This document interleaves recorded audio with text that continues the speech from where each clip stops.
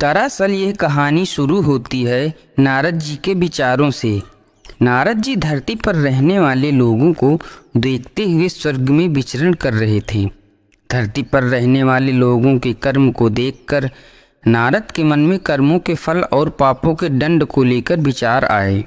अपने यह विचार लेखक ब्रह्मा जी के पास लेकर जाते हैं और ब्रह्मा जी से पूछते हैं, हे ब्रह्मा जी, यदि बुरे कर्म करने वाला इंसान अच्छे कर्म करने लग जाता है तो क्या वह अपने पापों से मुक्त हो सकता है? क्या वह अपने पापों से मिलने वाली सज़ा से बच सकता है? तब ब्रह्मा जी नारद जी के इन सवालों का जवाब देते हुए कहते हैं, हाँ भी और नहीं भी। हाँ का मतलब यह है कि अगर कोई इंसान अपने किए गए पापों से मुक्त पाना चाहता है तो उसके लिए निस्वार्थ भाव से अपनाया गया दान, पुण्य, धर्म और भक्ति का रास्ता सबसे उत्तम होता है।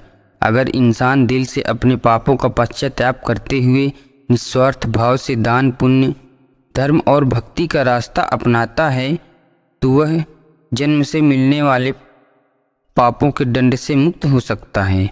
इससे उस इंसान के किए गए पापों की सज़ा कुछ कम जरूर हो जाएगी, लेकिन पापों का दंड तो जीवन काल में भोगना ही पड़ेगा।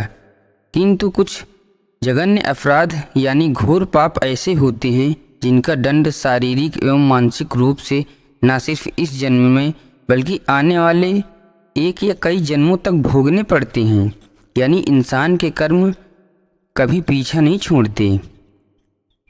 तो ऐसे में अगर इंसान दिल से अपने पापों का पश्चाताप करते हुए निस्वार्थ भाव से दान, पुण्य, पशु पक्षियों तथा लाचार इंसान एवं जानवरों की सेवा, धर्म और भक्ति का रास्ता अपनाता है तो आगे के जन्मों में पिछले वाले जन्मों में घोर अपराधों की सज़ा नहीं भोगनी पड़ेगी।